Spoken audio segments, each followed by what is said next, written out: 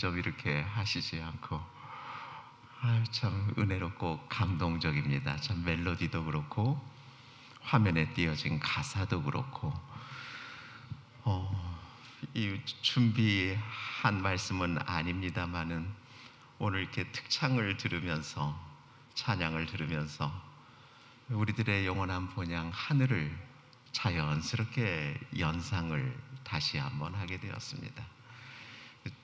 엊그제 첫날 화요일날 하늘나라는 어떤 나라라고 말씀을 드렸죠? 우리가 무엇을 생각하고 상상을 하던 우리의 상상을 뛰어넘는 초월하는 우리 사모님이 신호를 보내시네. 마스크 벗으라고.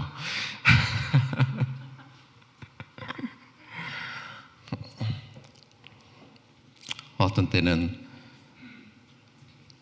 밥도 숟가락도 마스크 쓴 채 그럴 때 없으십니까? 저만 그렇습니까? 몇 번 그런 적이 있습니다. 참 이 습관이라는 게 이렇게 무서운 것 같습니다. 처음에는 그냥 숨도 쉬기 힘들고 너무 답답하고 이러더니 1년이 지나가니까는 이제 그냥 신체의 일부분이 된 것처럼 그렇게 자연스럽게 되어지고 있는 것 같습니다. 우리가 하늘나라는 우리가 무엇을 상상하던 우리가 상상한 것을 초월하는 뛰어넘는 상초의 나라다라고 말씀을 드렸습니다. 저는 정말 이만큼의 어떤 이 거짓된 마음 없이 정말 속히 하늘에 가면 좋겠습니다. 제가 무엇을 생각하든 제가 무엇을 상상을 하든 그것을 뛰어넘는 세계가 펼쳐져 있는 우리 주님께서 우리를 예비하여 마련하신 초소가 우리를 위하여 기다리고 있는 그 하늘나라에 정말 오늘 내일 갈 수는 없고 예수님께서 오시기 위해서는 우리가 지금 살펴보고 있는 대로 또 몇 가지 징조들이 성취되어야 하니까 그 징조들이 올해 안에 성취가 되고 올해 마무리는 정말 하늘에 가서 하면은 너무나 좋겠습니다. 하늘에 가면 우리가 크게 세 가지를 한다고 그럽니다. 제가 이렇게 목회를 하면서 이렇게 이제 새로 오신 신자들을 성경을 이렇게 가르치다 보면은 가끔 이런 질문을 하시는 분을 만나게 됩니다. 목사님, 하늘에서는 영원히 산다고요? 예, 그렇습니다. 아이고, 저는 이 땅에서 한 80년 사는 것도 너무나 지긋지긋한데 하늘에 가서 영원토록 살면은 심심하지 않을까요? 따분하지 않습니까? 우리 성도님들이 생각하는 하늘나라는 어떠한 세계입니까? 어떠한 곳입니까? 평화로 하늘나라 하면은 이 세상이 너무나 이 난리 속에 복잡하니까 평화를 생각을 합니다. 하늘나라 물론 평화로운 곳입니다. 하나님께서 허락하시는 그 평화로움, 평안함이 영원토록 역사하는 것이 하늘나라입니다. 그런데 그 평화로움이 어떤 평화로움일까요? 파도 하나 없는 잔잔한 호수가 보석처럼 이렇게 반짝이는 그러한 정적인 움직임이 없는 그러한 이 평화로움이 존재하는 하늘나라일까요? 제가 성경과 예언의 신을 통해서 묵상하고 상고하고 발견하는 하늘나라는 정적인 세계가 아닙니다. 아주 역동적이고 다이나믹한 변화무쌍한, 날마다 변화하고 날마다 자라고 날마다 성장하고 심심할 틈이라고는 손톱끝만큼도 없는, 하늘 날아가서 영원토록 살아갈 때 심심하면 어떻게 하지? 혹시 그렇게 걱정하시는 분 계시면 그 염려 붙들어 매놓으시기 바랍니다. 걱정하지 마시기 바랍니다. 우리가 하늘에 가면은 크게 세 가지를 한다고 하지요. 하나는 왕노릇. 왕노릇 한다는 것은 심판을 한다는 것을 의미합니다. 지금이야 이 행정, 입법, 사법, 삼권이 분리되어 있어서 그 권한들이 나눠져 있지만 왕정 시절에는 그 모든 권한이 왕에게 있었습니다. 그래서 왕이 무슨 역할도 했어요? 재판관의 역할도, 심판도 한 것입니다. 왕노릇 한다는 것은 심판을 하는 것입니다. 우리가 하늘에 가서 왜 구원받지 못한 사람들이 하늘에 오지를 못하고 멸망받았는지, 그들의 삶을 우리들이 살피는 일을 1000년 동안 하게 될 것입니다.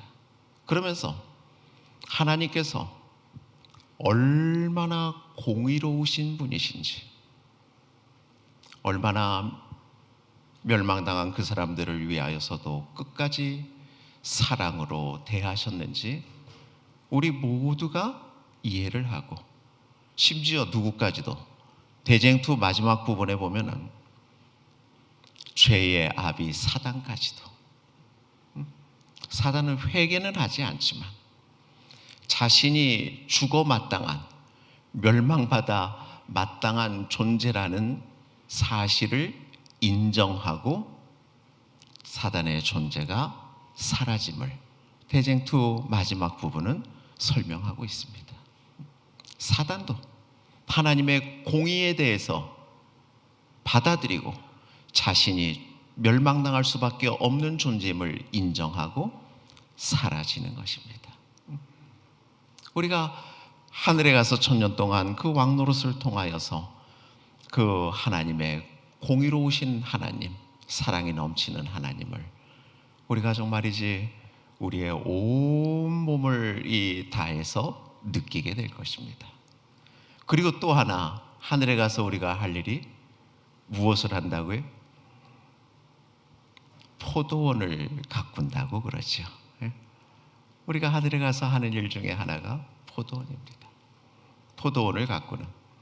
농사 좋아하시는 분 계십니까? 저는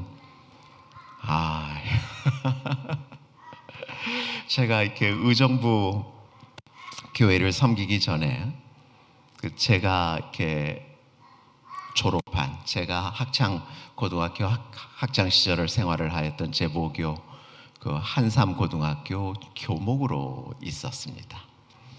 그 삼육동은 그 교목으로 있으면서 그 사택이 학교 근처 삼육동 그 안에 있었는데 이렇게 텃밭들이 있지 않습니까? 그 텃밭을 안 지으면은 주변 사람들한테 야단을 맞으니까 뭐 그렇게 넓고 큰 땅도 아니고 뭐 몇 평 되지도 않는 땅인데, 저는 그런 쪽으로 이렇게 솔직하게 말씀드리면 크게 관심도 없고 경험도 없고 어떤 의지도 없고, 그래도 봄이 되어 가지고 그 상추랑 쑥갓을 이렇게 심었더니 그게 자라나더라고요. 얼마나 참 이렇게 흐뭇하고 기쁘던지요.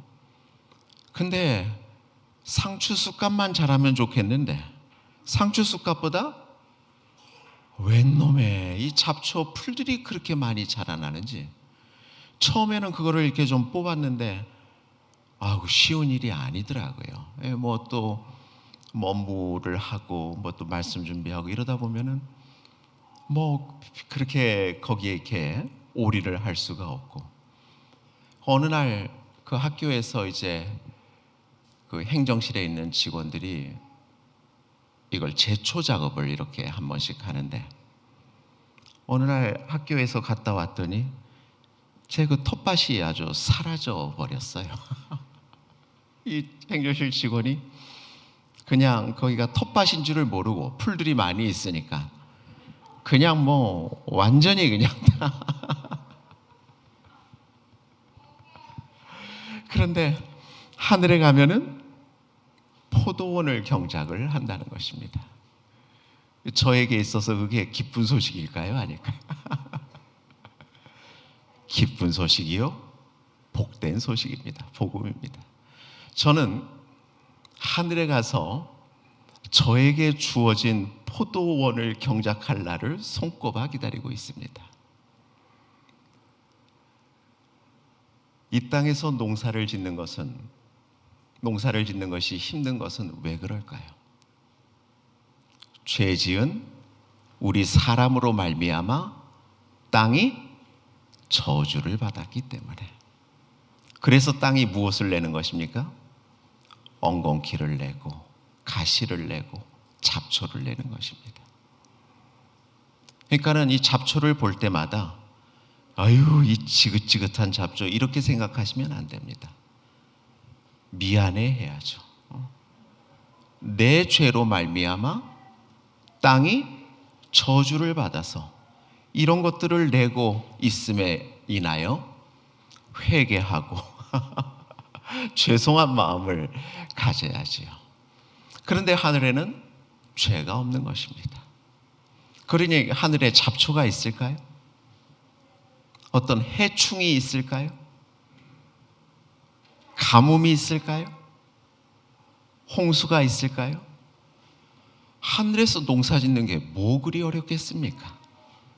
하늘에서 포도원 경작하는 일이 얼마나 행복하고 즐거움과 기쁨으로 충만한 시간이 되겠습니까? 그렇지 않습니까? 그리고 민수기에 보면은 이 모세가 가나안 입성을 앞두고 12 정탐꾼들을 뽑아서 가나안에 들여보냅니다. 당연한 일 아니겠습니까? 우리가 정복해야 할 땅, 당연히 정탐꾼들을 보내서 어떠한지 탐지를 해야죠. 그때 정탐꾼들이 가지고 온 것 중에 하나가 무엇이었습니까? 포도 한 송이. 포도 한 송이 어떻게 들고 왔습니까? 달랑달랑 들고 왔지요. 어떻게 들고 왔다고요? 장정 둘이. 한번 보십시오. 적으로 가득 차 있는 그 적지에 그 정탐을 하러 보내는 사람들이라 할 것 같으면 그들의 지혜뿐만 아니라 신체적인 조건이 얼마나 뛰어나고 완벽한 사람들이었겠습니까? 예? 그들은 지혜와 힘과 용기가 출중한 사람들이었습니다. 예? 족장들이라고 표현을 하고 있죠. 우리 성경은. 예? 그 힘센 사람들이 혼자 들고 오지를 못해서 나무에 포도 한 송이를 꿰어서 둘이 들고 오는 것입니다. 도대체 포도알이 얼마만 했을까요? 주먹만큼씩 하지 않았겠습니까? 사과만큼씩. 이 땅에서의 포도 한 알도 이렇게 주먹만큼씩 컸다고 할 것 같으면 하늘에 가서 우리가 경작해서 수확하는 그 포도 송이는 얼마나 클까요? 포도 한 알이 수박만큼씩 크지는 않으려는지요.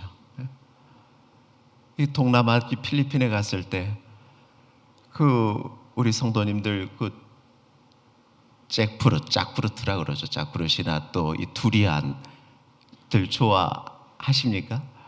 저는 그 두리안이 얼마나 좋은지 그 냄새가, 두리안을 먹고도 그 껍질을 제 이렇게 침대 머리맡에다가 이렇게 한 이틀 정도 상하기 전까지 이렇게 놔두고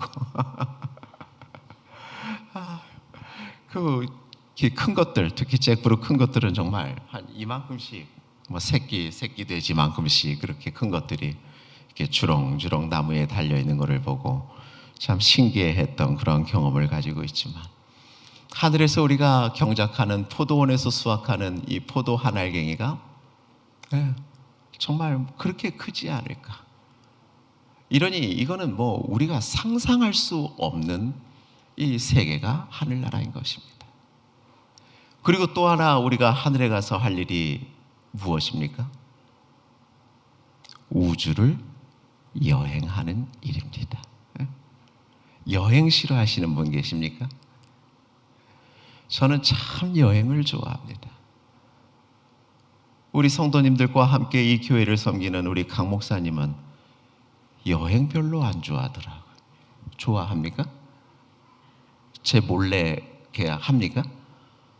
저는 우리 강 목사님 어디 여행 가는 거를 저는 모르겠어요. 여행 갈 기회를 줘도 동료나 후배들에게 양보하고 안 가더라고요. 한국이 그렇게 좋은 모양입니다. 이 땅이. 내 나라 내 땅이. 저는 여행을 좋아해서 기회만 닿으면은 좀 싸돌아다닙니다. 여행이 주는 그 기쁨은 참 여러 가지가 있는 것 같습니다. 가기 전에 그 기대감, 그 설레임이 주는 기쁨이 아주 큽니다. 아직 경험하지 않았던, 가보지 않았던 그 미지의 세계에 대한 어떤 그 설레임이 이 여행이 주는 기쁨입니다. 또 여행 가서 새로운 곳들을 보고 새로운 사람을 만나고 새로운 문물을 만나는 이 견문을 넓히는 이 경험은 또 그 어떠한 이 경험이 주는 것 이상의 큰 즐거움을 줍니다. 여행 다녀와서는 그 뇌리 속에 남아있는 추억, 특히 우리 여자분들, 집사람 같은 경우는 어쩌면 그렇게 세세하게 경험을 하는지 저는 다 잊어버려가지고 시간 지나면은 생각나지 아니하는 것들도 세심하게 기억을 해서 이렇게 추억을 하면서 그 기쁨을 이렇게 되뇌이는 이러한 이 즐거움이 여행에는 있는 것입니다. 죄로 인하여서 비록 이 땅이 저주를 받아서 하나님이 창조하신 그 에덴의 그 아름다움이 많이 사그라들었지만 그럼에도 불구하고 여전히 이 땅에는 하나님의 창조의 흔적들이 곳곳에 남아있는 것입니다. 얼마나 참 장엄하고 아름다운 곳들이 많이 있는지요. 우리나라도 마찬가지입니다. 가능하면 좀 여행을 좀 즐기시기를 바랍니다. 여행을 하면서 우리도 또 여행을 통해서 하늘을 가게 될 것이고 하늘에 가서도 여행을 하는 것입니다. 우리가 가서 여행할 곳들은 어디입니까? 우주입니다. 우주가 얼마나 넓은지는 뭐 제가 굳이 말씀드리지 않아도 그렇죠? 우주가 얼마나 넓은지. 우리 이 지구가 속해 있는 작은 우주를 태양계라고 그럽니다. 그렇죠? 이 작은 소우주를 태양계라 그러는데 우리 인간은 아무리 뭐 잘난 척하고 똑똑한 척을 해도 이 지구에서 가장 가까운 별에도 아직 족적을 남기지를 못하였습니다. 수금지와 목도성, 수성에도 뭐 달나라 뭐 암스트롱이 다녀왔다고 하지만 별 하나 가장 가까운 별에도 가지를 못하고 있습니다. 그리고 이 태양계가 속해 있는 조금 더 넓은 우주를 뭐라고 그럽니까? 이거를 은하계라고 합니다. 은하계. 이 은하계의 별이 몇 개 정도 있다고 그럽니까? 천문학자들은 이 은하계, 우리 지구가 속해 있는 태양계가 속해 있는 이 소우주, 이 우주에 별이 약 2천억 개 정도가 있다고 합니다. 이 은하계에만. 성도님들 혹시 1부터 억까지 세보셨습니까? 저도 안 세봤습니다. 만약에 1부터 억까지 센다고 하면은 태어나서 1, 2, 3, 4 세 가지고 억까지 세면은 나이가 60이 된다고 누가 그러더라고요. 억이 그러한 숫자입니다. 그런데 2천억 개, 이 2천억 개 별을 다 다니려고 그래도 얼마나 많은 시간이 걸리겠습니까? 심심할 짬이 없습니다. 근데 우주가 이게 끝이 아니라 이와 같은 은하계가 얼마나 또 더 많이 있다고요? 뭐 천문학자들은 그냥 자신들의 그 지식에 의한 추측이겠죠. 이런 이 2천억 개의 별을 가지고 있는 은하계 같은 이런 소우주가 또 우주에는 뭐 2천억 개 이상 있을 것이라고 천문학자들의 계산이고 주장입니다. 뭐 제가 볼 때는 뭐 그래서 우주를 표현할 때 뭐라고 표현하는 것입니까? 무한대로 표현하는 거예요. 우주는 그 크기와 그 넓이와 그 깊이와 그 높이가 끝이 없는 것입니다. 끝이. 영원토록 영원토록 살아갈 우리들이 영원토록 여행을 하고 경험을 할 곳이 우주입니다. 죄로 인하여 이 망가진 이 지구상의 이 풍광들도 참 감동을 주고 기쁨을 주거늘 죄가 없는 우주 속에 펼쳐져 있는 하나님의 솜씨들은 얼마나 장엄할지, 얼마나 아름답고 감동을 줄지. 저는 정말 이 세상에 크게 미련이 없습니다. 속히 하늘에 가서 하나님께서 우리를 위하여 준비하신 이 삶을 살아가기를 손꼽아 기다리고 있습니다. 이건 전혀 준비하지 않았던 말씀인데 하여튼 좀 보십시다. 성령의 역사라고 좀 이렇게 제목을 붙여봤습니다. 들어오시면서 유인물들 받으셨지요. 참, 제가 우리 강 목사님 제주를 한 10분의 1만 가지고 있어도 이거를 파워포인트로 잘 만들어서 우리 성도님들 보시기 좋고 이해하시기 좋게 그렇게 참 예쁘게 만들겠는데 하여튼 이것은 제가 최선을 다한 결과입니다. 최선을 다하였다는 것만 알아주시면 감사하겠습니다. 성령의 역사하심을 좀 나름대로 좀 이렇게 그려보았습니다. 우리가 아는 대로 이거를 다 깊이 있게 다루지는 못하고 좀 수박 겉핥기식으로 이렇게 좀 살펴보도록 하겠습니다. 우리가 아는 대로 AD 27년 예수님께서 침례를 받으시고 본격적으로 공생애에 들어가십니다. 그리고 십자가에 달려 돌아가시기까지 3년 6개월에 걸쳐서 무엇을 하십니까? 복음을 파종하십니다. 복음의 씨앗을 심으십니다. 그리고 예수님께서 부활하시고 하늘로 승천을 하시죠. 그리고 예수님께서 누구를 약속하십니까? 보혜사 성령 하나님을 약속하십니다. 그 성령께서 언제 역사하십니까?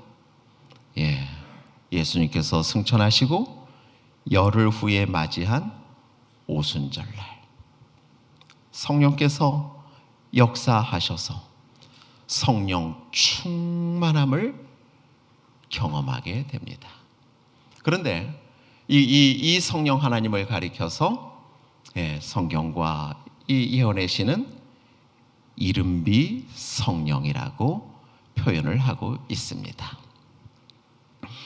그런데 이 이른비 성령께서는 오순절에만 국한하셔서 활동하시는 것이 아니라 전 시대를 통하여서 역사하시고 당신의 백성들과 함께 하시면서 이 복음 사업을 세계로 세계로 땅끝까지 계속 펼쳐 나가고 계십니다. 그래서 이러한 이른비 성령 하나님의 그 연속성 가운데 이 지구의 연대가 흘러오고 우리가 살고 있는 것입니다. 그러다가 1844년 10월 22일 우리 재림교인들에게 있어서, 우리 재림교회에 있어서 결코 잊을 수 없는 대실망을 경험하게 됩니다. 1844년 그 이전에 우리가 잘 알고 있는 대로 윌리엄 밀러의 이 주도 아래 초교파적으로 심예교회에서, 감리교회에서, 장로교회에서 수많은 하나님의 백성들이 윌리엄 밀러를 중심으로 하여서 하나로 뭉치고 언제 이 땅에 오실 거라고 믿어 의심치 않은 1844년 10월 22일에 이 땅에 다시 오실 것이라고 믿어 의심치 않았던 그 예수님을 기다리는 재림 운동이 펼쳐지게 됩니다. 그러나 10월 22일 예수님께서 오십니까? 미국에 가면은 이때 당시 이 성도들이 예수님을 기다렸던 그 승천바위가 있습니다. 이름을 승천바위라고 지었어요. 아주 거기에 그 수많은 사람들이 다 모여서 하루 종일 예수님을 기다렸지만 예수님은 오지 않습니다. 얼마나 사람들이 실망을 하였으면 대실망이라고 이름을 붙였습니다. 이 재림운동에는 하나로 뭉쳤던 사람들이 예수님께서 오시지 아니하였을 때는 세 부류로 나뉘게 됩니다. 한 부류는 너무나 실망한 나머지 신앙을 포기하고 떠나간 사람들입니다. 예수님은 거짓말장이다. 성경은 다 가짜다. 내가 다시는 교회에 발을 들여놓는가 봐라. 신앙을 저버리고 세상으로 떠나간 사람들이 부지기수였습니다. 두 번째는 자신들이 나온 교회로, 장로교, 감리교, 침례교 등으로 돌아간 사람들이 또 많았습니다. 그러나 세 번째 무리가 있었습니다. 그 세 번째 무리는 그 지난 시간에도 말씀을 드렸지만 예수님께서 오신다고 하셨는데 오시지 않은 것은 누구에게 문제가 있어서가 아니라, 예수님에게 문제가 있어서가 아니라 누구에게? 문제를 누구에게서 찾는 것입니까? 나 자신에게서, 사람에게서 찾는 것입니다. 예수님이 틀릴 리는 없고, 하나님이 잘못됐을 리는 없고, 성경에 오류가 있을 리는 없고, 문제는 누구이다? 우리가 무언가를 잘못 알았기 때문이다.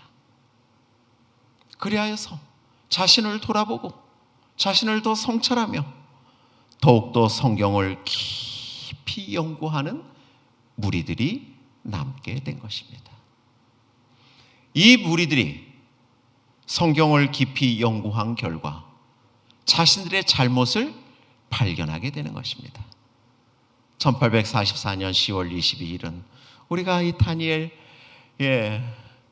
이 70일에랑 다 공부를 통하여서 알고 있지만, 이 예언을 통하여서 1844년 10월 22일은 예수님께서 이 땅에 재림하시는 날이 아니라 하늘 성소에서 지성소로 들어가시는 날임을 발견하게 되는 것입니다.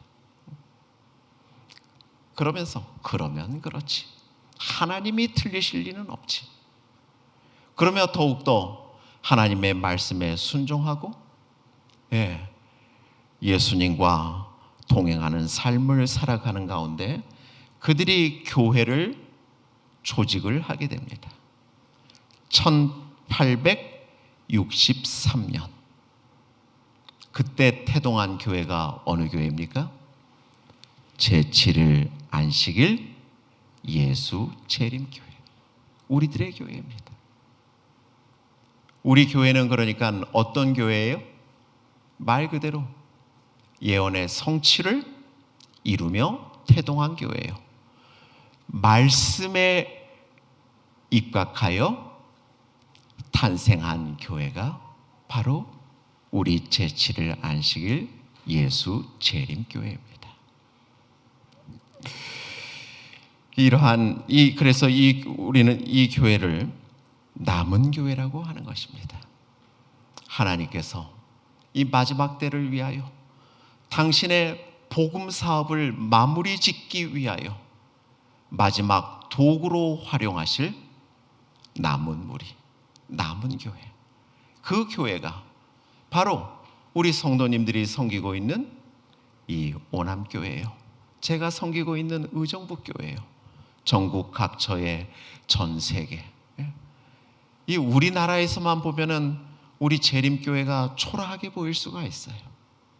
그러나 전 세계적으로 우리 재림교회는 규모가 얼마나 큰 교회인지, 전 세계적으로 가장 많은 나라에 복음을 전하고 있는 교회가 어느 나라예요? 제7일 안식일 예수 재림교회. 이 세계 어디를 가도 재림교회를 가리켜서 이단이라고 손가락질하는 나라가 없는데 유독 이 우리가 살고 있는 이 나라에서만. 그래서 저는 늦은비 성령의 역사하심도 우리들이 제일 먼저 받아야 할 것 같아. 그래서 그 성령 하나님의 역사하심을 힘입어 복음을 전하고 안식일을 지키고 재림을 기다리는 사람들이 구름처럼 몰려와서 우리를 공격하는 사람들이 이단이라는 소리를 하지 못하게끔. 웃자고 한 얘기입니다. 우리 재림교회가 1863년에 태동하게 되고, 그리고 1888년 이 미네아폴리스 대총회, 이것도 우리 재림교회에 있어서 아주 획기적인 그 해입니다. 1888년 미네아폴리스 대총회에서 E.J. 와그너와 A.T. 존스가 참 이 새로운 기별, 성경에 있어서는 새로운 기별이 아니고 성경이 가르치는 원래의 기별인데 새롭게 깨달은 기별을 힘차게 외치는데 그것이 믿음으로 말미암는 의입니다. 지금으로서는 너무나도 당연한 일이지만 그 전까지는 우리 재림교회 안에도 무슨 노력이? 행함으로 말미암아 구원을 얻고자 하는 노력이 충만하였던 것입니다. 성도님들, 질문 하나 좀 할까요? 구원은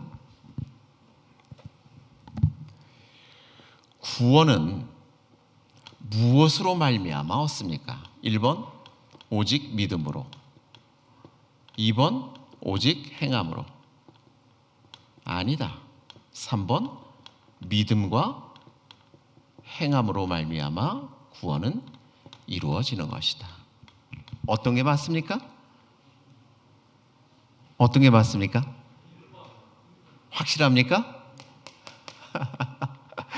낚시 걸려들지를 않으시네요.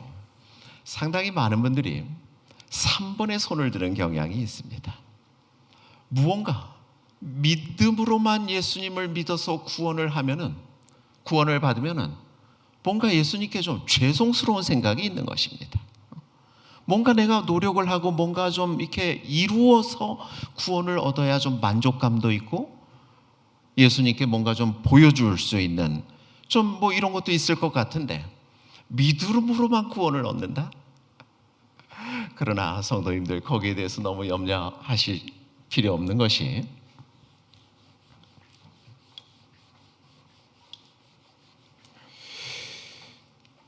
동전의 앞면과 뒷면을 나누는 것이 가능합니까? 뭐 하려고 하면 가능하겠지요. 요즘 뭐 얼마나 이 과학이 발달해 있으면은 뭐 머리카락도 뭐 다 나눈다고 하지 않습니까?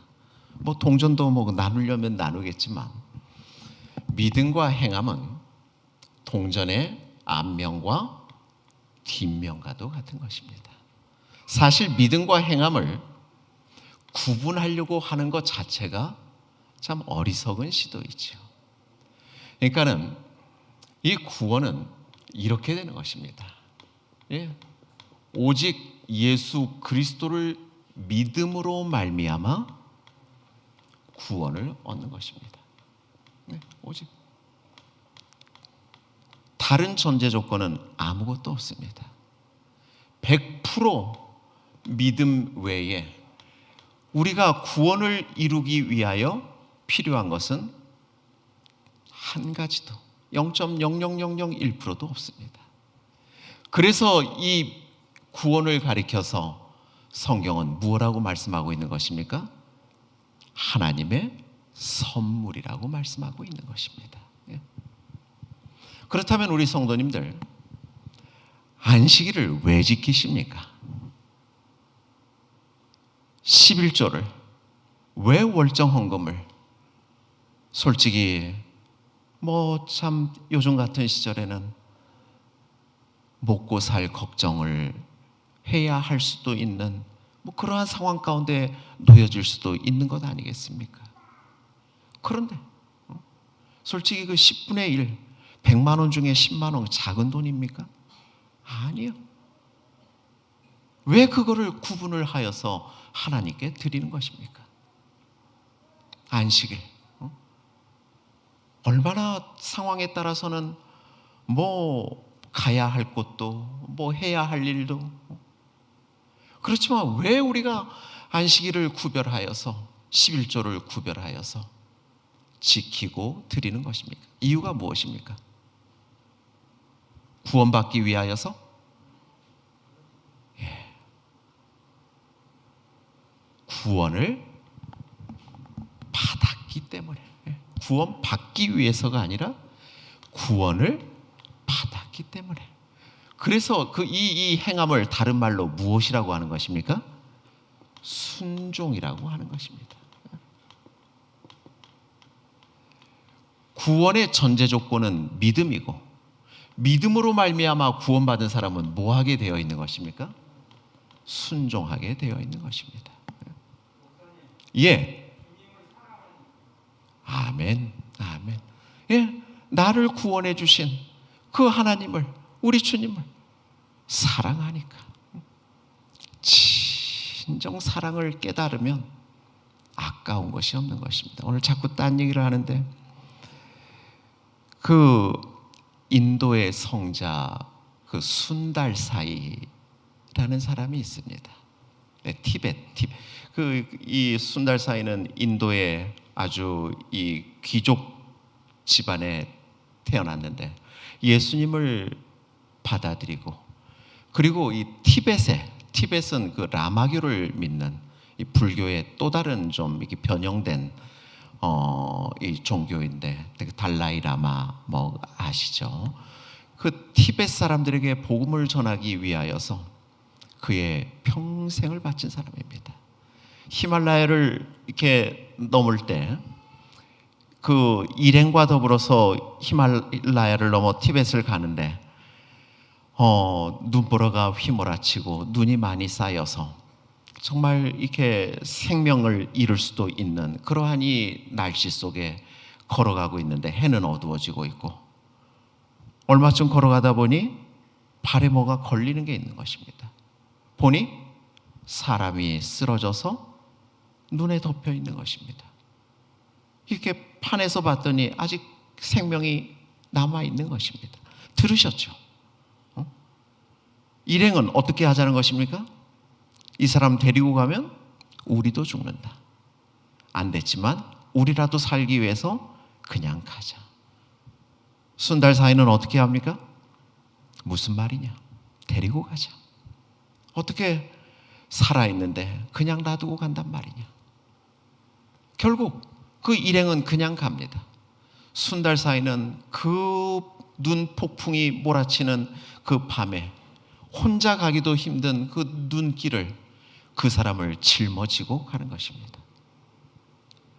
얼마쯤 시간이 흘렀을 때 순달 사이에 엎혀서 간 그 사람이 순달 사이의 체온에 의해서 몸이 따뜻해지면서 정신을 차리고, 두 사람은 서로의 온기에 의지하면서 한참을 가는데 또 발에 걸리는 게 있죠. 누구였습니까? 앞서 떠나간 일행. 제가 조금 있다가 또 좀 언급을 좀 드리려고 하였지만, 나눔은 내가 나눠주는 것을 받는 사람을 살릴 뿐만 아니라 누구를 살리게 되어 있습니까? 나를 살리게 되어 있습니다. 나를 살리게 되어 있습니다. 그래서 우리가 전도를 해야 하는 것입니다. 복음을 전함으로 말미암아 나를 통해서 복음을 받아들인 그 사람이 살아날 뿐만 아니라 복음을 전하는 내가 살게 되어 있는 것입니다. 복음을 나중에 조금 좀 이렇게 하도록 하고, 그래서 한번 보십시다. 우리 성도님들 가운데 부모님 없이 태어난 분은 아무도 계시지 않을 것입니다. 다 부모님으로 말미암아 태어났는데, 혹시 부모님으로부터 이런 다짐 받고 태어난 분 계십니까? 뱃속에 계실 때 혹시 들으신 분 계시면 손을 좀 들어주시기 바랍니다.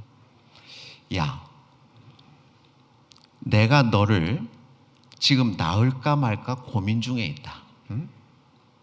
너 태어나서 내 말 들을래 안 들을래? 들으면 낳을 것이고 안 들으면 안 낳을 것이다. 다짐 받고 태어난 분 계십니까?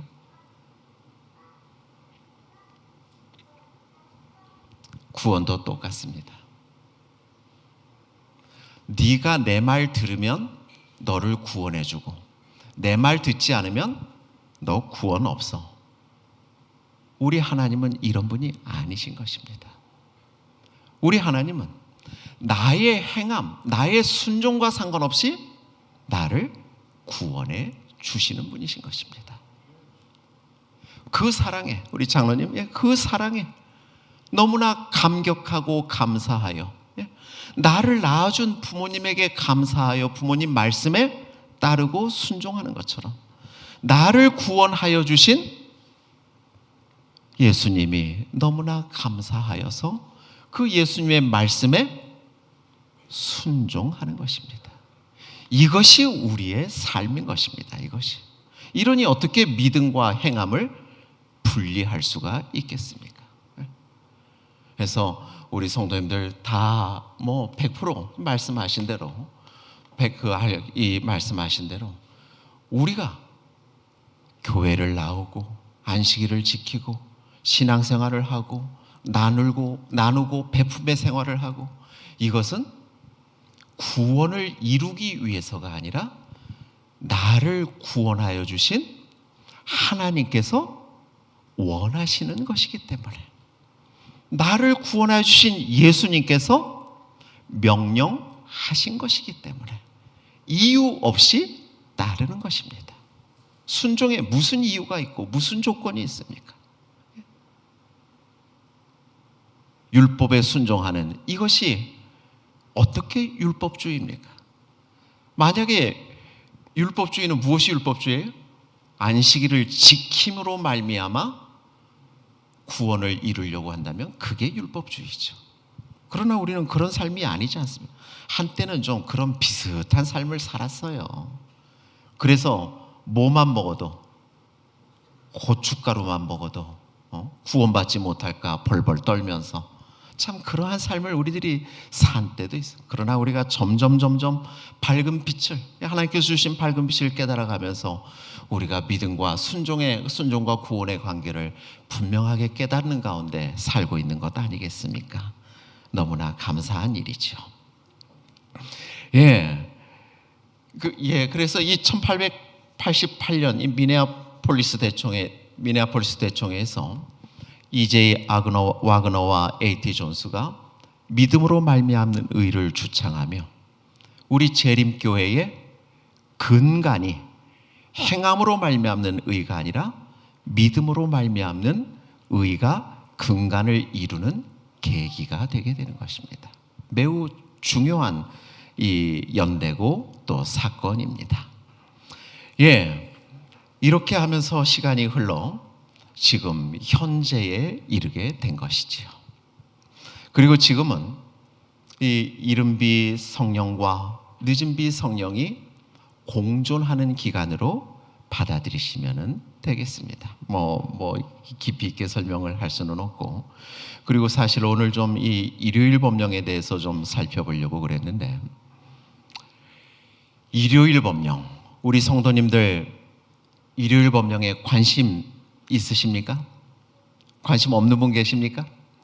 왜 관심을 가지고 계십니까? 왜 성도님들 우리 재림교인이라고 할 것 같으면은 일요일 법령에 관심이 없는 사람은 아무도 없을 것입니다. 왜 일요일 법령에 관심이 있으십니까?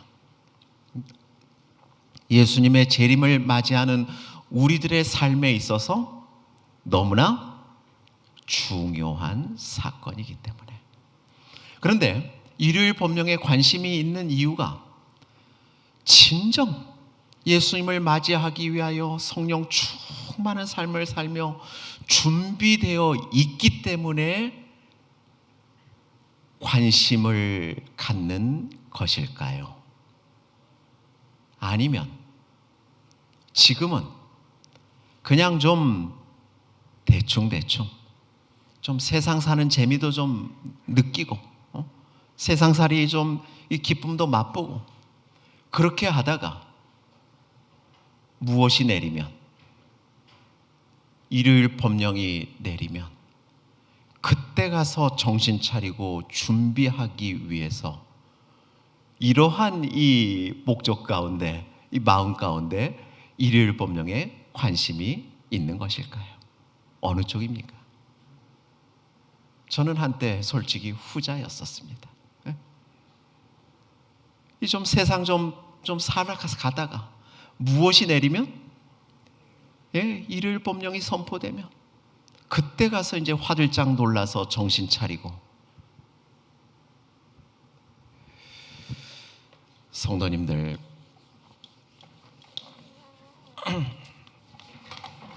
법령에는, 이 명령에는 두 가지 명령이 있습니다.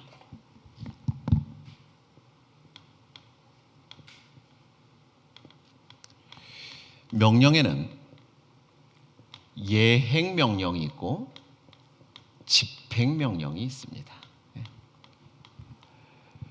달리기를 할 때 달리라는 그 명령은 두 번에 걸쳐서 내려집니다. 그렇죠? 어떻게 신호를 합니까?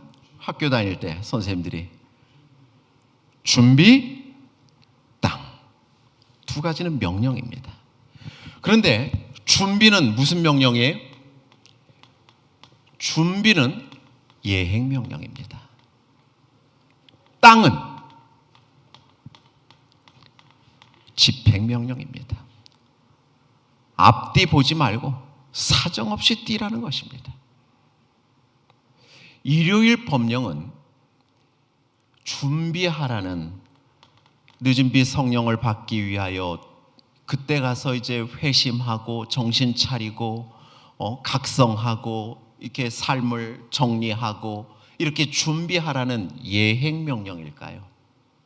아니면 집행명령일까요? 사랑하는 성도님들, 일요일 법령은 결코 예행명령이 아닙니다. 일요일 법령은 집행명령입니다. 준비는 언제 해야 하는 것입니까? 네, 어제 그제 계속 말씀드렸지만 선지자는 지금이야말로 늦은 비를 받기 위하여 준비하여야 할 때이다 라고 수없이 말씀하고 있는 것입니다. 그래서 그 준비된 사람이 이른비 성령으로 충만하여져서 예수님과 동행하며 하늘을 소망하며 잘 준비된 상황에서 살아간 사람에게 일요일 법령이 내릴 때, 일요일 법령은 사단이 준비한 비장의 카드입니다. 사단은 자신이 멸망받을 존재라는 것을 너무나 잘 알고 있습니다. 그런데 사단은 자신이 멸망받을 때 자기 혼자 멸망받기를 원치 아니하는 것입니다. 어떻게 하기를 원하는 것입니까? 한 사람이라도 더 자신과 더불어서 영원한 멸망 속에 함께 하기를 사단은 원하고 있는 것. 그것이 사단의 최대의 목적인 것입니다. 그 목적을 이루기 위하여 사단이 마지막으로 꺼내는 가장 강력한 최후의 비장의 무기가 일요일 법령인 것입니다. 사단이 이 강력한 무기를 꺼낼 때, 그러면 우리 하나님께서는 가만히 계실까요? 눈 뜨고 그냥 지켜보고 계실까요? 아니요. 일요일 법령이 내림과 더불어서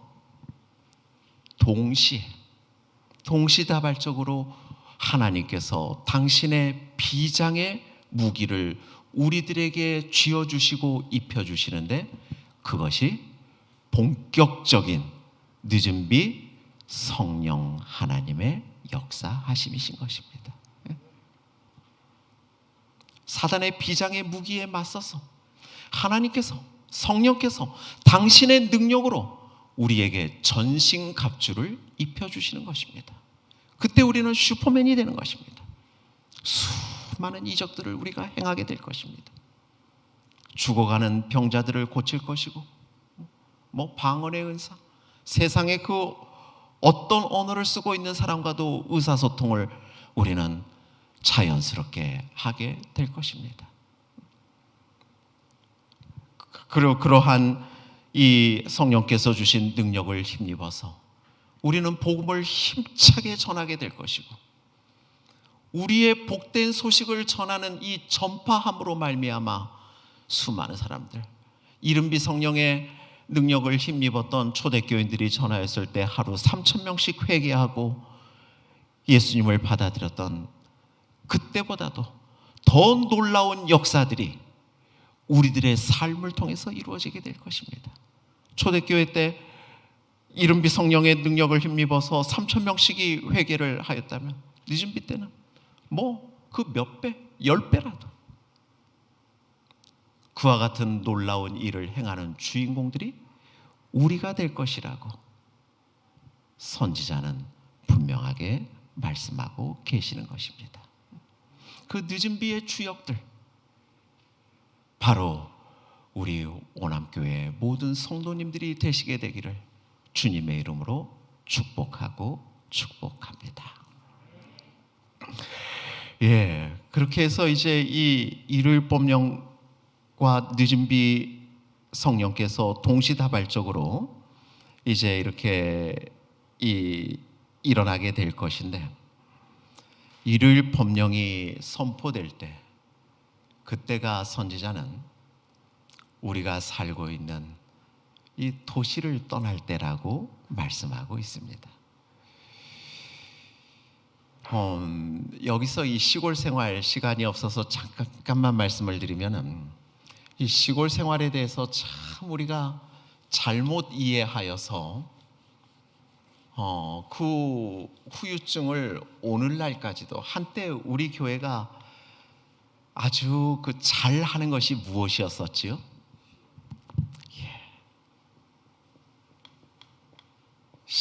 시기를 정하는 일이었습니다. 어쩜 예수님 오시는 그 시기를 하여튼 그렇게 정하는데 심혈을 많이 기울여서, 물론 이렇게 주류는 아니고 일부에서 그렇게 하였었지만, 그런데 안타깝게도 이런 시기를 정하고 이러는 분들이 보면은 또 하여튼 적어도 저보다 더 성경과 예언의 신을 많이 보시는 분들이었어요. 정말 말씀대로 순종하며 살아가기 위해 노력하는 사람들이었어요. 그래서 하늘에 대한 열망이 너무나 큰 나머지 이 자꾸 시기를, 그런데 이것도 제가, 그런데 이 하나님께서는 사도행전에서 이 기한을 정하는 것은 무엇라고 말씀을 하고 계십니까? 너희들의 알 바가 아니야. 이 성경의 표현들 가운데 하나님께서 우리가 이렇게 친구들하고 이야기할 때도 좀 강하게 얘기할 때 어떻게 얘기합니까? 알 필요 없어. 신경 쓰지 마. 네 알 바 아니야. 이게 어떻게 보면 좀 상당히 좀 무시하는 표현 아닙니까? 하나님께서 그런 표현까지 쓰셨어요. 너희들의 알 바 아니야. 아버지의 고난에 두셨다고. 예수님께서 재림하시는 그 기간, 그 시기는 오직 누구만이 아시는 것입니까? 아버지 하나님만이. 그럼에도 불구하고 사람들이 자꾸 시기를 정했고 우리 교회도 여기에서 예외는 아니었습니다. 저는 그래서 어렸을 때 하도 시기파가 진짜 뭔지 처음엔 몰랐습니다. 왜 이렇게 예수님을 믿는다고 하는 사람들이 이렇게 시기가 많아가지고 시기파라고 하는가, 뭐 그렇게도 생각을 하였었습니다만은, 시기를 정하면서 예수님께서 오실 때가 얼마 남지 아니하였으니 어디로 들어가야 한다? 시골로 들어가야 한다. 그래서 제가 어렸을 때 시골로 들어간 참 믿음 있는 장로님, 신실한 집사님 가정들이 많이 있었습니다. 우리 오남교회에도 좀 그런 경험을 하신 분들이 계시지 않을지 모르겠습니다. 그래서 제 친구들 가운데는 중학교, 고등학교 교육을 제때 받지 못한 친구들도 여러 명 있었습니다. 예수님 오시는데 학교는 뭐하러 다니느냐 이것입니다. 교육은 뭐하러 받느냐 이것입니다. 오로지 성경, 오로지 예언의 신. 그냥 좀 그렇게 극단적인. 그런데 이때 이 시골로들 많이들 갔는데, 근데 이 시골 생활이 그런 시골 생활이 아닙니다. 이 하나님께서 선지자를 통해서 우리에게 알려주신 시골 생활이란 이 아웃포스트 개념인데, 아웃포스트는 이 우리말로는 뭐라고 하면 좋을지 모르겠습니다만은 전쟁 용어입니다. 성을 공격을 할 때, 이 성을 공격을 하기 위하여서 성을 포위하고 그 주변에 진지를 이렇게 구축을 하는 것입니다. 이게 아웃포스트입니다. 그러니까는 이 아웃포스트는 소극적인 개념이 아니라 또 이 어떤 회피적인 개념이 아니라 굉장히 적극적이고 공격적인 개념으로 시골 생활을 우리에게 권면을 하신 것입니다. 한번 성도님들 보십시오.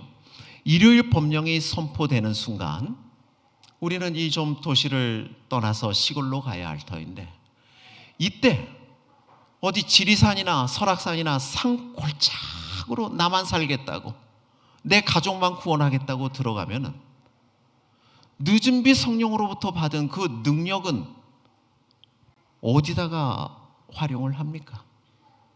어떻게 사용을 합니까? 성령 하나님께서 왜 일요일 법령이 선포될 때 본격적으로 당신의 능력을 우리에게 부어주시는데, 왜? 내 주변 사람들을 구원하라고, 복음을 전하라고. 그런데 복음은 전하지 않고 산골짝 시골로 가버리면은 도대체 어떻게 되는 것입니까? 그래서 이 시골은 아주 산골짜기로 가라는 것이 아니라 도시 근교로. 저는 제가 이렇게 대학 다닐 때만 해도 이 시골 생활을 하면은 이 오남리 정도면 좋겠다라는 그런 생각을 사실 한 적이 있었습니다. 성도님들 안 그렇습니까? 그때가 벌써 이제 30년이 지났습니다마는 30 수년 전만 해도 오남리는 우리가 좀 이렇게 자급자족을 하면서, 예, 일요일 법령이 내리면 우리가 도시에서는 뭐 매매를 할 수, 참 이 국가 권력이 개인의 자유를, 종교 교회의 자유를 어떻게 통제할 수 있는가 하는 것을 우리가 지금 실감하고 있지 않습니까? 코로나 사태를 맞이하여서 이 국가 권력이 뭐 일요일 법령이 선포될 때 이 국가의 권력이 그 개인과 종교의 자유를 어떻게 올가매게 될 것인지를 우리는 미리 맛보고 있는 것입니다. 그러한 의미에서 코로나가 주는 귀한 교훈을 우리는 또 얻고 있는 것입니다. 그래서 그때는 도시에 우리가 있지 못하고 또 도시에 있으면은 무엇을 받으니까? 핍박을 받으니까. 일요일 법령이 왜 선포되는지 아십니까? 안식일교인 잡으려고 선포되는 것입니다. 일요일 법령이 왜 선포되는가 하면은 세상이 통제 불능의 상태로 빠지게 되기 때문입니다. 나라가 나라를, 민족이 민족이 대적을 하여 일어나는 전쟁이 끝없이 펼쳐지고, 지진, 이 기후변화, 온난화 등으로 인한 자연재해, 그리고 자꾸 강포해지는 이 사람들로 인한 범죄, 걷잡을 수 없는 범죄, 성폭력, 뭐 여러 가지 흉악한 범죄들로 인하여 이 지구는 갈수록 평화와는 거리가 멀어지게 될 것입니다. 그러면서 사람들은 전쟁과 자연재해와 또 범죄 등으로 인하여서 삶의 터전을 자꾸 잃어가게 될 것이고, 점점 살기가 힘들어지게 될 것입니다. 그때 사람들이 자연스럽게 하나님을 찾는 것입니다. 우리가 이렇게 살아서는 안 되겠다. 우리가 이렇게 사는 것은 하나님을 멀리하고 하나님으로부터 떠난 결과이다. 적어도 일주일에 하루만큼만은 우리가 일상생활에서 벗어나서 하나님 앞에 나와서 하나님을 경배드리며 하나님을 만나는 시간을 갖도록 해야겠다. 취지가 아멘 소리가 지금 누구신지 아시죠? 아멘 소리가 나올 정도로 취지가 좋은 것입니다. 그런데 그날을 언제로 하자? 일요일로 하자. 하나님께서 제정하신 거룩한 예배일은 언제이거늘? 일곱째 날 안식일이거늘. 사단이 만들어 놓은 멸망에 가증한 거짓 안식일인 일요일로 하자. 그리고 모든 사람들이 교황을 앞세워서, 미국이 또 앞장을 서서 일요일 법령을 선포를 하여 모든 사람들이 일요일에는 일하지 아니하고 일요일에는 모두 하나님 앞에 모여서 경배드리고 예배를 드리도록 법적으로, 제가 좀 준비를 해왔는데 좀 읽어드리도록 하겠습니다. 교회와 국가의 지도자들이 서로 연합하여 모든 계급의 사람들로, 모든 계급, 지위가 높든 낮든 모든 계급의 사람들로 일요일을 존숭하게, 존숭이란 존귀하고 숭고하게 하기 위하여 설복하고, 1단계 설복해도 그 받아들이지 않으면 매수하고, 그래도 받아들이지 않으면 강제할 것이다. 그렇게 해서 일요일만큼만이라도 이 하나님 앞에 모여서 예배드리는 가운데 이 지구상에 내려지는 하나님의 형벌을 피하도록 하자. 그러나 누구는 그 일요일 법령에 따를 수가 없는 것입니까? 참된 안식일, 제7일 안식일 예수 재림교인들은 일요일 법령에 동참할 수가 없는 것입니다. 왜? 일요일에 하나님을 섬기는 것은 사단의 명령이기 때문인 것입니다. 그래서 그 일요일 법령에 우리 재림교회 안식일을 지키는 재림교회인들은 동참하지 않게 될 것입니다. 그러면 어떻게 될까요? 다니엘의 세 친구처럼 신할 평지에 세워진 그 금신상에 모든 신하와 백성들이 절을 하였지만 절을 하지 않고 우뚝 서 있는 그 세 친구들이 온 천하에 드러난 것처럼 우리 재림교인들은 온 세상에 드러나게 될 것입니다. 그리고 무엇이 되게 되는 것입니까? 타켓이 되는 것입니다. 이 지구상에 이와 같이 저주가 만행하는 것은, 이 지구가 이렇게 계속해서 피비린내 나는 혼란으로 빠져들어가고 있는 것은 누구 때문이다? 일요일 법령을 지키지 아니하는 저 안식일을 지키는 저 무리들 때문이다. 저놈들을 어떻게 해야 한다? 잡아 죽여야 한다. 없애야 한다. 그래야지만 이 세상은 평화로워질 것이다. 이게 사단이 노리는 것이고 일요일 법령의 목적인 것입니다. 이러한 때 우리가 그 도시에 남아서 우리가 핍박당하고 우리가 그 감옥에 갇히고 우리가 죽임을 당하고 그래서는 아니 되는 것입니다. 왜? 우리는 복음을 전해야 하기 때문에. 그러기 위해서 도시를 떠나는 것입니다. 이게 시골 생활인 것입니다. 이게 시골 생활.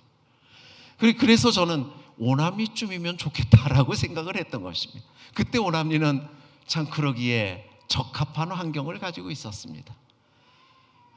근데 뭐 가끔씩 여기를 좀 뭐 이런저런 이유로 지나갑니다만 뭐 이번 기회에도 좀 이렇게 오는데 정말 옛날의 오남리가 아닙니다. 옛날의 오남리가 아닙니다.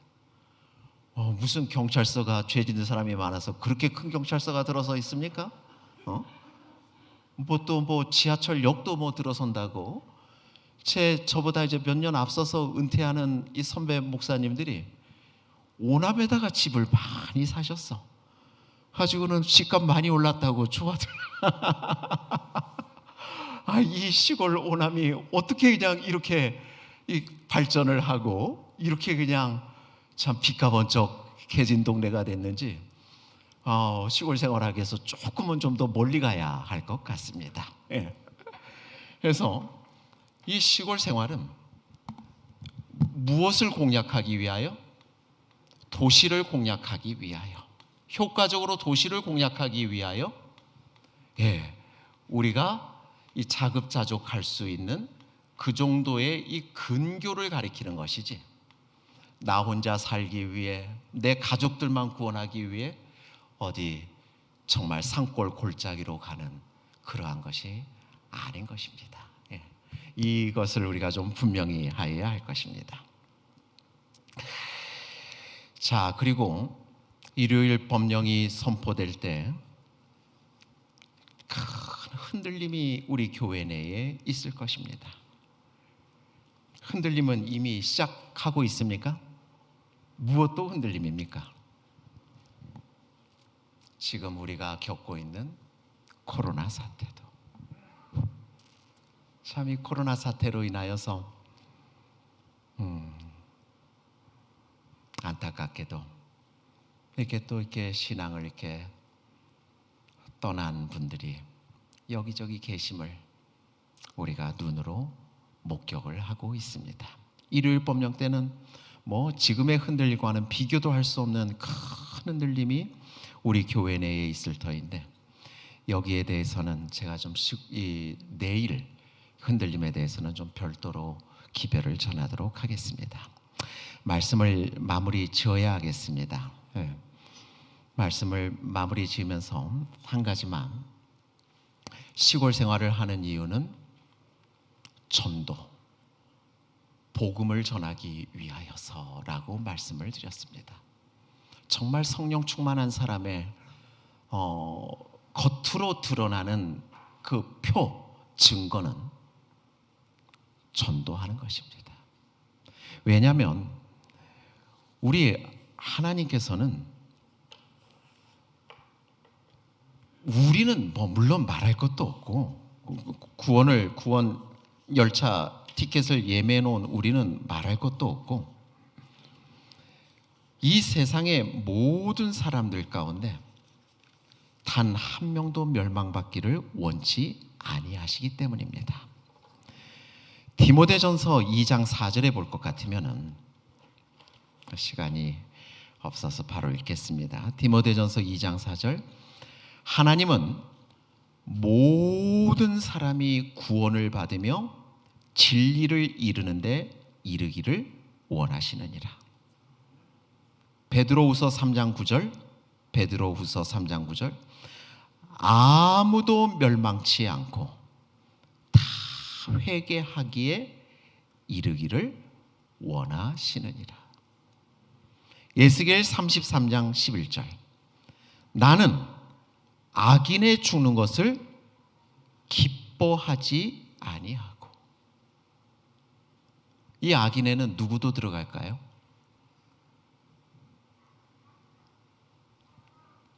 김정은이도 들어갑니다. 그러니까 너무 욕하면 안 됩니다. 위하여 기도해야죠. 저 북한의 불쌍한 저 동포들, 철딱선이 없는 저 친구들, 참 그들도 하나님의 구원의 대상이라는 사실을 우리가 알아야 하는 것입니다. 그래서 교회 안에서 정치적인 이념 가지고 싸우시면 안 됩니다.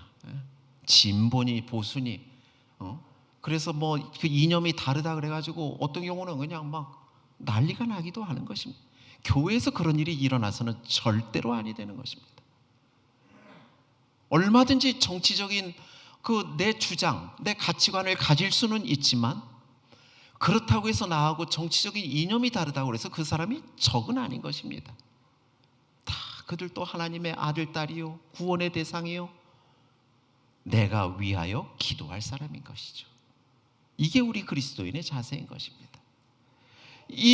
그러니까 나는 악인의 죽는 것을 기뻐하지 아니하고 악인이 그 길에서 돌이켜 떠나서 사는 것을 기뻐하노라. 우리 하나님은 이런 분이신 것입니다. 우리 하나님 여기